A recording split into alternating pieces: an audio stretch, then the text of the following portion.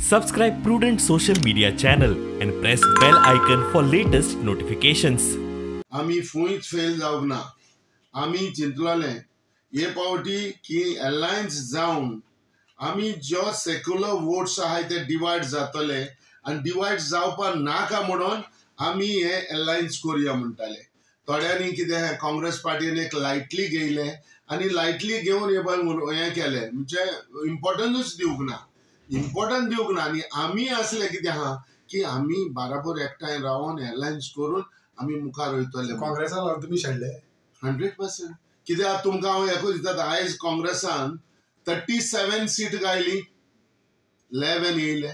Time आमी कितें करताले because we used to think about the alliance हे आमी चिंताले आनी आमी फायनली फाटी रावताले.